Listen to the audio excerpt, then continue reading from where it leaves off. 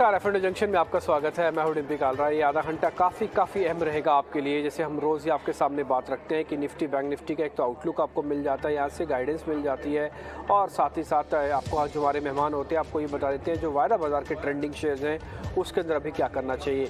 190 यानी कि 195 शेयर ऐसे हैं जो वायदा बाजार के अंदर इस समय ट्रेड करते हैं। सबसे ज़्यादा वॉल्यूम इन्हीं शेयर्स के अंदर आता है।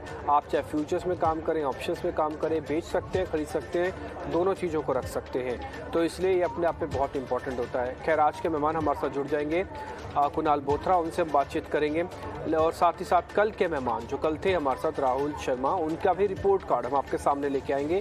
लेकिन पहले 5 बड़ी बातों से कर रहे हैं शुरुआत। पहली बात आपकी स्क्रीन पर आई है। आज मार्केट ने गैप अप किया है। इससे पहले तक मार्केट थोड़ा बहुत नीचे आता था तो बॉट हो जाता था, लेकिन आज गैप अप होने के बाद 17,700 750 की रेंज बहुत इंपॉर्टेंट है। क्लोज भी इसके ऊपर होना चाहिए।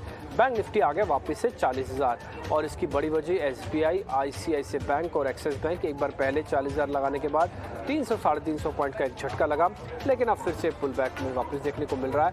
बैंक निफ्टी का मजबूत सपोर्ट एरिया जो है वो 400 पॉइंट अब नीचे छूटा है। अब हम रेजिस्टेंस को या फिर नए हाई को ब्रेक की तरफ करके आगे बढ़ने की कोशिश कर रहे हैं। तीसरी बड़ी बात, क्रूड में गिरावट से जो 3 टिपिकली सेगमेंट होते हैं, पहला ओएमसी, दूसरा सीमेंट, तीसरा पेंट, इन सभी के अंदर बढ़त है। सीमेंट का कॉस्ट का इफेक्ट आता है, पेंट को भी कॉस्ट का ही इफेक्ट आता है और ऑयल मार्केटिंग कंपनीज के ऊपर जो सब्सिडी का बर्डन है वो थोड़ा कम हो जाता है, उनको कच्चा क्रूड सस्ता मिलता है मार्केट में। तो तीनों के तीनों सेगमेंट्स ये आपको अच्छे चलते हुए दिख रहे हैं। चौथी इंपॉर्टेंट बात भी आपकी स्क्रीन पर आएगी।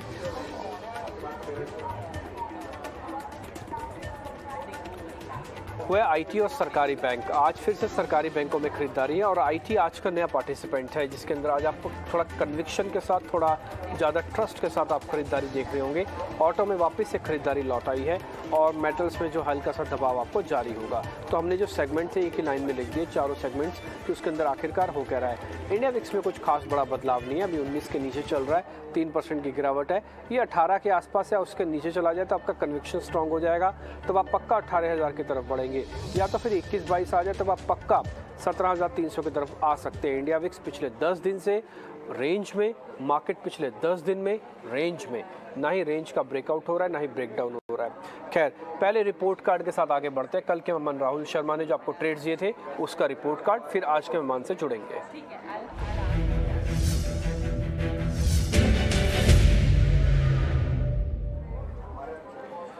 निफ्टी बैंक और बैंक निफ्टी को लेकर उनका अपना व्यू पॉइंट पॉजिटिव था, इसलिए कह रहे थे कि खरीदारी करके चलें। आज का गैप ने करीब 1% तक का गेन्स आपके पोर्टफोलियो में लेके आया होगा, कि आपको फ़ायदा यहाँ पे मिला होगा। दूसरा है डिक्सन टेक्नोलॉजी। कल काफ़ी कन्विक्शन के साथ हमने डिक्सन टेक्नोलॉजी का चार्ट भी आपको दिखाया था और ये बताया था ये नया शेयर बढ़ता हुआ दिख रहा है। आपको ध्यान होगा हमने गूगल और एंड्रॉयड टीवी के बारे में जिक्र भी किया था कि हम कोशिश कर रहे हैं कि मैनेजमेंट को जरा ले आएँ। तो आपको डिक्सन कल अच्छे से याद होगा, हमने चार्ट वॉल पे भी आपको स्क्रीन पे भी दिखाया था। वहाँ पे करीब 3% का गेन।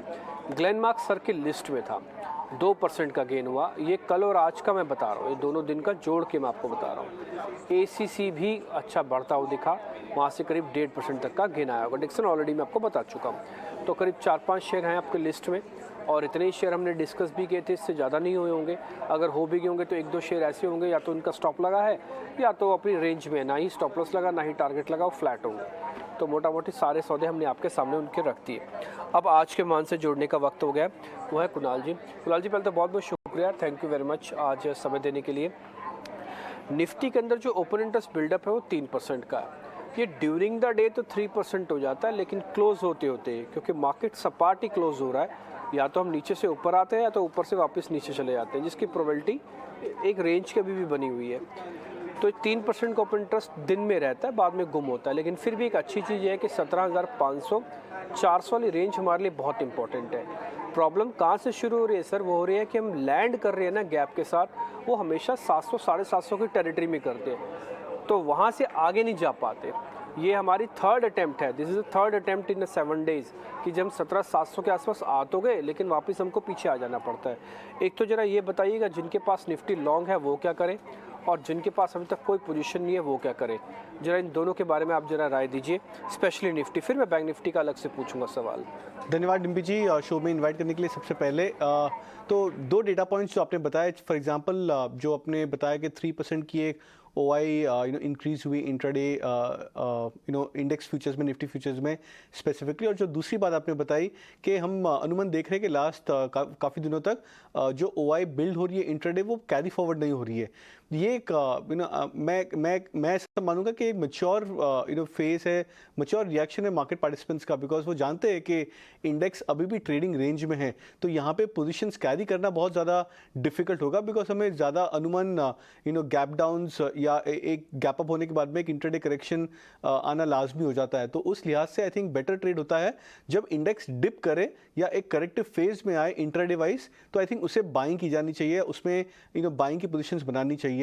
ये आई थिंक एक बढ़िया ट्रेंड बनता हुआ नजर आ रहा है। लास्ट 5 से 6 दिनों में भी हमने कंसिस्टेंटली देखा है कि जब जब इंडेक्स इंट्राडे एक लो बनाता है first half an hour, first 1 hour में, उसके बाद अनुमान बाइंग बहुत ज़्यादा स्ट्रांग हो जाती है। हाँ, 17,700 और 800 के रेंज के बीच में निफ्टी अटक रहा है, बट अगर हम ग्लोबल फैक्टर्स और काफ़ी सारे फैक्टर्स की बात करें तो ये सारे डेटा पॉइंट्स इंडिकेट कर रहे हैं कि प्रोबेबिलिटी ब्रेकआउट की ऊपर होने में बहुत ज़्यादा है। तो अगर इंडेक्स ट्रेडर्स यहाँ से पोजीशन बनाना चाहे, मैं ऑफकोर्स फर्स्ट प्रेफरेंस और हायर प्रेफरेंस दूंगा बैंकिंग इंडेक्स को, बिकॉज उस इंडेक्स ने ऑलरेडी कंफर्म कर दिया ब्रेकआउट अपने पुराने स्विंग हाई का जो 39,750 के आसपास था। तो वो लेवल का एक स्टॉप लॉस रख के बैंक निफ्टी में पोजीशंस बनानी चाहिए। मेरे अनुमान से आई थिंक 40,400 40,500 आने वाले कुछ एक दिनों में हम इस लेवल को भी टेस्ट कर सकते हैं बैंक निफ्टी में। और इंडेक्स फ्यूचर्स या निफ्टी फ्यूचर्स की बात करें तो 17,800 का ये ब्रेकआउट पॉइंट है निफ्टी फ्यूचर्स में। तो अगर इस लेवल को भी क्रॉस कर दे तो यहाँ पे भी ट्रेंड काफ़ी कंसिस्टेंटली स्ट्रांग हो सकता है इंडेक्स में। ओके, ठीक है। तो यानी कि इंडेक्स को लेकर आप मोटा मोटी बुलिश है और आपको लगता है कि 40,500 तक हम आ सकते हैं। ऑलरेडी 40,000 को हमने आज फिर से पार किया। ये सेकंड अटैम्प्ट है मार्केट की जब उसने 40,000 को न केवल दर्शन कराए बल्कि आज की अगर क्लोजिंग मिल जाए तो पहली बार ऐसा होगा हम 40,000 के ऊपर हम क्लोज कर रहे हैं फिर से और रिसेंटली, और उसके बाद हम नए हाई की तरफ अब बढ़ रहे हैं जो कि 40,500 का आप टारगेट दे रहे हैं। और 39,750 वो आपका ट्रेलिंग स्टॉप लॉस होगा जिनके पास पुरानी पोजीशन है। जिनके पास नहीं है, थोड़ा डिप मिल जाए तो ज़्यादा अच्छा रिस्क रिवॉर्ड हो जाएगा, आप इस पे ज़रूर ध्यान दीजिएगा। खैर, निफ्टी के लेवल्स भी आपकी स्क्रीन पर आ जाएंगे। निफ्टी के अंदर लेकर भी आप बुलिश है, आप ये कह रहे हैं कि 18,000 की तरफ बढ़ेंगे, लेकिन पहला कंडीशन ये है कि 17,800 के ऊपर हमको आज की क्लोजिंग मिल जाए। तो सर अगर 17,800 के ऊपर क्लोजिंग मिल जाए 18,000 का टारगेट आ जाएगा ना सर? 150 पॉइंट ही है, कुछ ज़्यादा नहीं होंगे नंबर्स पे। आई थिंक 200 पॉइंट प्रोबेबिलिटी हो सकती है, बहुत ज़्यादा हाई प्रोबेबिलिटी हो सकती है। और 18,000 बिकॉज आज अगर हम एक और फैक्टर देखें डिम्पी जी तो 17,700 में बहुत बढ़िया पुट राइटिंग हो रही है राइट फ्रॉम द स्टार्ट में। इनफैक्ट फर्स्ट 15-20 मिनट्स में देख रहा था तो 17,700 में अग्रेसिव पुट राइटिंग हो रही थी। तो मार्केट इस लेवल को प्रोटेक्ट करना चाहेगा एंड ऑफ द डे भी। तो मेरे अनुमान से आई थिंक 17,700 का एक बेस बन रहा है और अगर 17,800 हम ब्रेकआउट कर दे तो 18,000 बहुत स्ट्रॉन्ग प्रोबेबिलिटी हो जाती है इंडेक्स में। प्रोबेबिलिटी हाई है। और आपको मैं जरा एक काम करता हूँ, मैं सिर्फ 15 मिनट के चार्ट की तरफ ले चलता हूँ। जो कुणाल जी बात कह रहे हैं वो बहुत वाजिब है और 17,700 की वे बात बिल्कुल ध्यान है कि कॉल पुट को ज़रूर देखना चाहिए। मैं उसकी वजह बताता हूँ, क्योंकि असल में क्या होता है ना, जब कॉल और पुट अगर आप पिछले 5 दिन से देख रहे थे, ना ही कॉल चल रही थी ना ही पुट चल रही थी, दोनों का ना कन्विक्शन लॉस हो रहा था क्योंकि मार्केट एक रेंज का था, लेकिन हर डिप को बॉट किया जा रहा था। ये बॉट फर्स्ट है, सेकेंड है, थर्ड है, फोर्थ है, फिफ्थ है। ये सारा का सारा जो बॉट हुए हैं सपोर्ट्स, ये 17,400-500 के आसपास हुए हैं। अब मार्केट ने क्या किया, एक बहुत ही बढ़िया एक गैप अप किया है। आप ये देख पा रहे हैं एक गैप, इसलिए मैंने 15 दिन का चार्ट दिखाया ताकि आपको सारे गैप्स पता लग जाएं। इससे पहले के गैप डाउन्स थे और उसके बाद एक गैप अप हुआ है काफ़ी दिनों के बाद, और गैप ने रेजिस्टेंस जो लेवल हमने जो मार्क किया हुआ है 17,750, ये इसके ऊपर अभी तक तो टिक रहा है। ये पहला पॉइंट। दूसरा पॉइंट जो अभी इंडिकेशन आपको ऑप्शंस का डाटा ने दे दिया कुणाल जी ने कि 17,700 की जो अपुट राइटर्स हैं उनका थोड़ा सा प्रेशर है, वो ऊपर इसको लेके जा रहे हैं। ये दूसरा पॉइंट आ गया। तीसरा पॉइंट, हमारे पास स्ट्रॉन्ग बेस आया हुआ है, तो हम रेंज का ब्रेकआउट कर रहे हैं। ऑलरेडी निफ्टी हमसे थोड़ा पहले आगे, बैंक निफ्टी थोड़ा हमसे पहले आगे है, निफ्टी थोड़ा पीछे है क्योंकि डाइवर्जन है, फ़र्क है। वो 12 शेयर हैं और एक साथ चले तो उन्होंने पहले इंडेक्स को खींच के ले गए, लेकिन निफ्टी का 50 शेयर हैं, रोटेशनल हो रहा है बट बहुत अच्छा फ़ायदा नहीं हो पाया। बट ठीक है, फिर भी कैचअप रैली शायद आपको निफ्टी के अंदर मिल जाएगी। आपके लिए कंडीशन ये है कि 17,850 या 800 तक भी एक बार क्लोजिंग मिल जाए तो फिर आपको 200 पॉइंट मिलने के चांसेस ज़्यादा हैं। सीधा आप शेयर्स पर आते हैं और आज के पहले ताज़ा खरीदारी वाले शेयर्स आपके स्क्रीन पर आएंगे।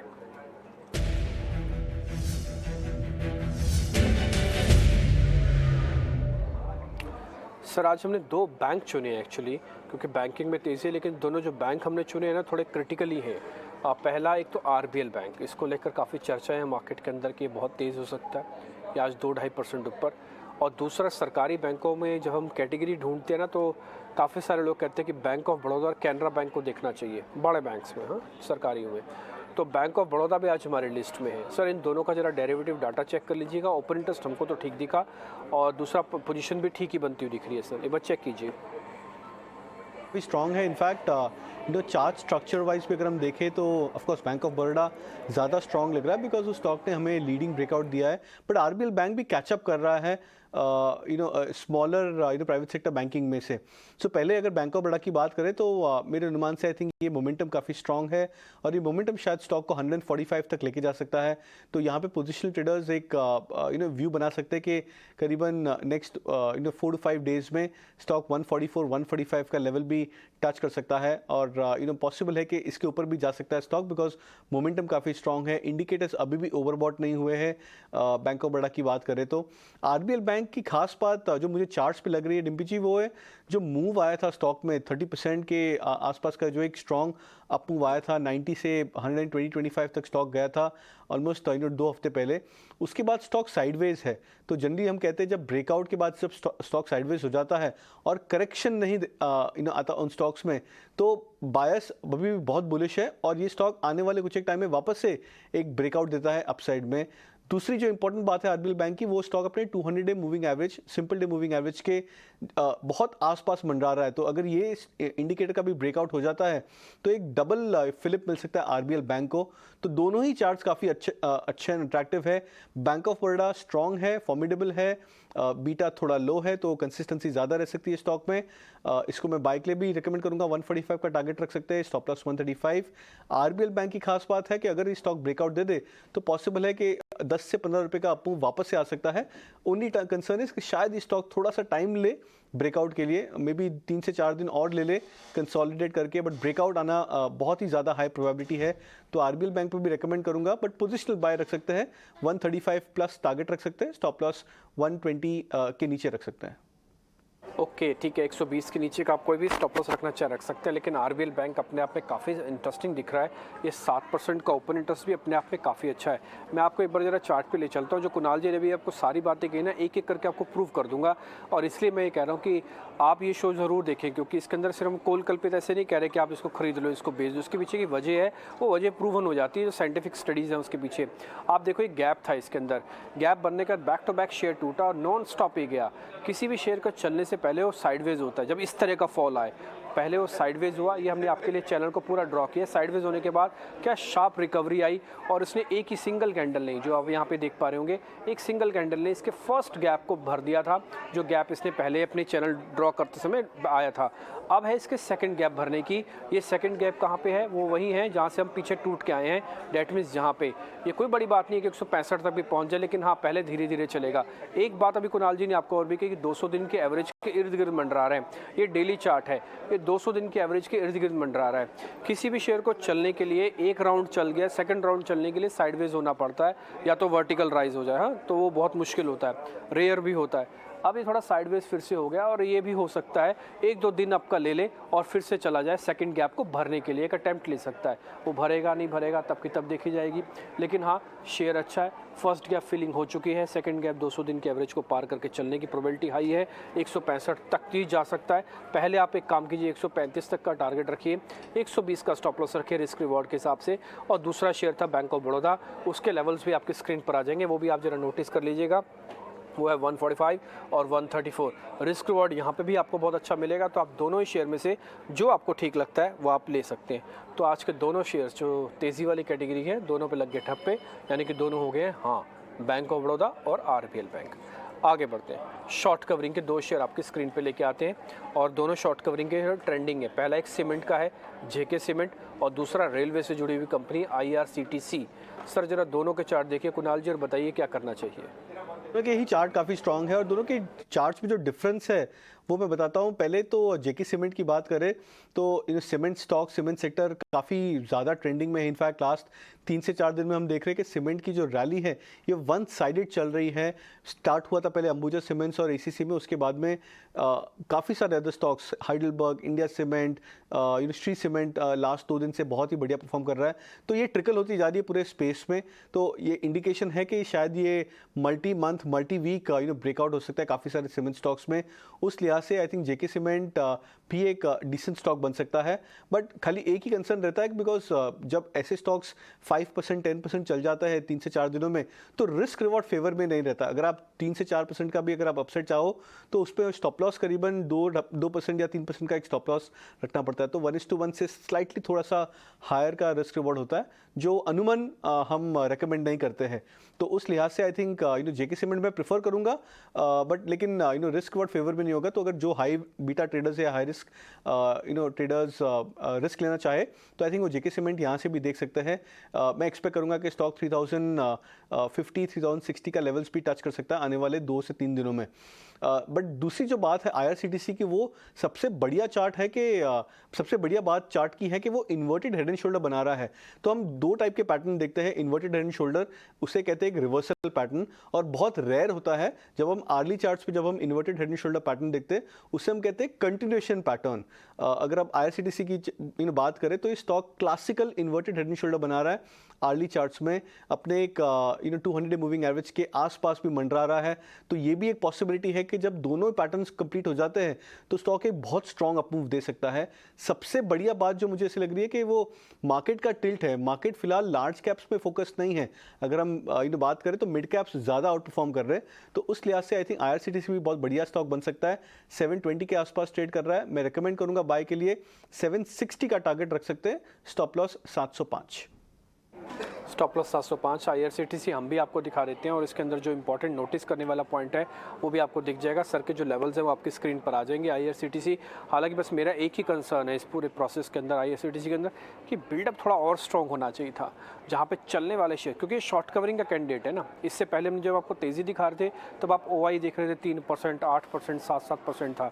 इसके अंदर कम है, ये शॉर्ट कवरिंग के शेयर्स हैं, और टिपिकली शॉर्ट कवरिंग पे एक नॉच ट्रस्ट कम होना चाहिए। बट फिर भी ये शेयर इसलिए भी अच्छा है, ये पूरे गिरते हुए क्रम के अंदर ना अपनी तस्वीर फिर से बदल रहा है। मैं आपको बता देता हूँ कैसे। सिर्फ मूविंग एवरेजेस का आप गैप देखिएगा 200 दिन और 50 दिन का, ये एक जगह पर आके जहाँ पे हुआ वहाँ पर आके इसका ब्रेकडाउन कंफर्मेशन हुआ और ये शेयर टूटा भी।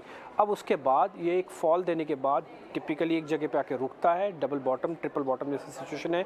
हम इसको डेली पे कर रहे हैं, सर ने ऑलरेडी इसको आवरली पे देख लिया, हम इसको डेली पे बता रहे हैं। इसने एक बेस बनाया और फिर से स्क्वीजिंग हो गई है। आप देख पा रहे होंगे जब जब एवरेजेस क्रॉसओवर्स होंगे ना, तब तक एक अच्छा बदलाव आपको शेयर के अंदर दिखेगा। जैसे पहली बार का बदलाव है, ये दूसरी बार का बदलाव है। इसके अंदर हम 50 और 200 दिन की एवरेज को पक्का कर चुके हैं। अब ये शेयर उसके ऊपर है, सिर्फ पुल बैक चाहिए। ये पुल बैक कितना स्ट्रॉन्ग होगा, कैसे होगा, ये देखने की बात हो जाएगी। आपको लेवल्स आपको मिल गए हैं, आप स्टॉप लॉस टारगेट उससे लगाइएगा। लेकिन अगर आप मेरे से पूछेंगे कि शॉर्ट कवरिंग और ताज़ा खरीदारी वाले शेयर्स में कहाँ पे ज़्यादा दम होता है, तो हमेशा लॉन्ग वाले में ज़्यादा दम होगा, क्योंकि वहाँ पे पोजीशंस ऑलरेडी पहले से काफ़ी ज़्यादा हैं। और इन शेयर्स के ना एक बार पुट ट्रैपिंग चेक करनी पड़ती है कि पुट ट्रैप्स कितने हैं इसके अंदर। वो हम सब कुछ चेक करके ही शेयर छांट छूट के लेके आते हैं आपके सामने। उम्मीद करते हैं शेयर भी आपके काफ़ी काम आएगा आईआरसीटीसी। सर अब शॉर्ट्स की कैटेगरी पे आ जाए और अब जरा मंदी वाले शेयर्स देख लेते हैं।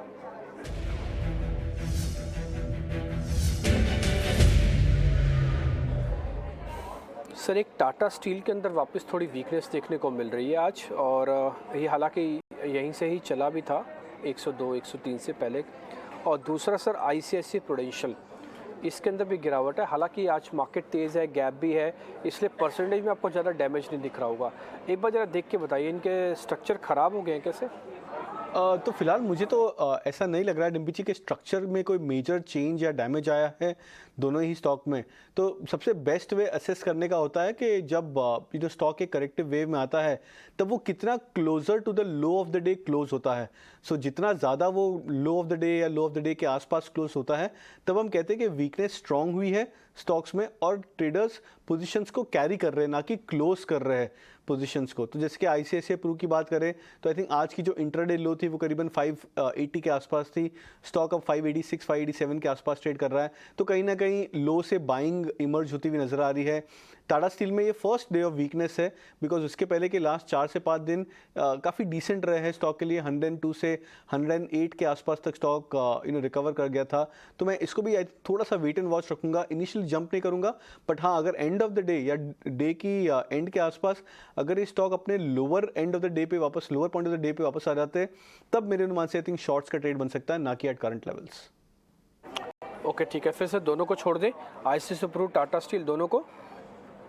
एब्सोल्युटली ठीक है, दोनों को छोड़ देते हैं। सर आप अपने जरा ट्रेडिंग कॉल्स मेरे को बता दीजिएगा, फिर हमारे पास 2 कैटेगरीज और बची हुई हैं, फिर उसमें से शेयर मैं आपसे पता करता हूँ।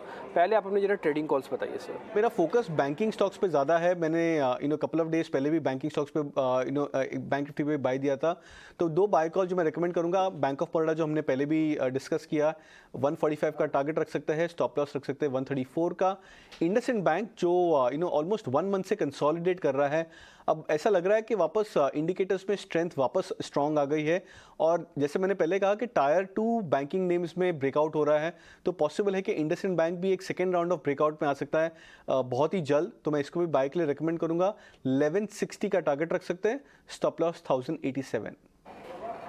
ओके ठीक है, इंडसइंड बैंक 1160 का आपका टारगेट, 1087 की आपका स्टॉप लॉस है, और ये वापस शेयर चलने को हो रहा है, और ये अभी तो 1109 पे ही चल रहा है, तो आपके पास भरपूर मौके हैं, रिस्क रिवॉर्ड भी ठीक है।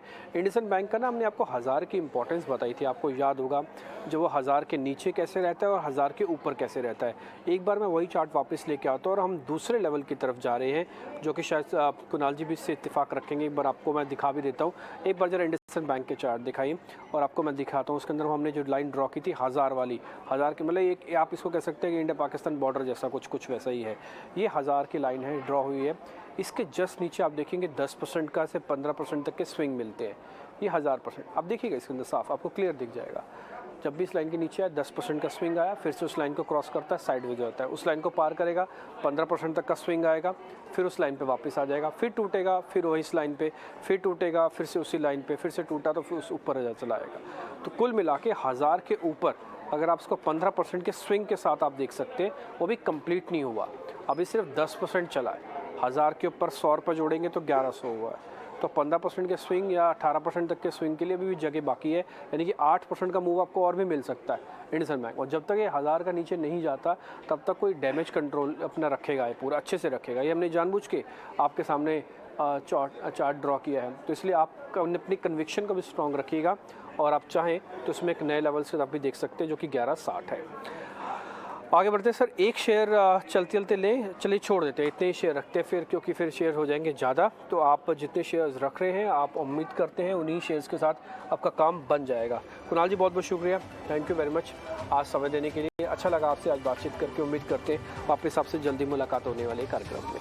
तो इंडेक्स पे लॉन्ग है, बैंक निफ्टी पे लॉन्ग है, शेयर्स जो उन्होंने दिए हैं, उन्होंने इंडसइंड बैंक दिया है, बैंक ऑफ बड़ौदा उनकी लिस्ट में है, उन्होंने कहा आईसीआईसीआई और टाटा स्टील को छोड़ दो आप, उन्होंने कहा आईआरसीटीसी का अच्छा ट्रेड मिलेगा, आरबीएल बैंक और बैंक ऑफ बड़ौदा दोनों उनकी लिस्ट में वापस आए हैं। तो सेलेक्टिव शेयर्स हैं, कल कुणाल जी का रिपोर्ट कार्ड हम आपके सामने लेके आएंगे, जो शेयर्स उन्होंने दिए हैं उसका क्या अब तक का रिटर्न है और आपकी कन्विक्शन इसमें कितनी और अच्छी बनती हुई दिखी है, ये आपको दिख जाएगा कल के रिपोर्ट कार्ड में। फिलहाल इस कार्यक्रम से इतना ही, नमस्कार।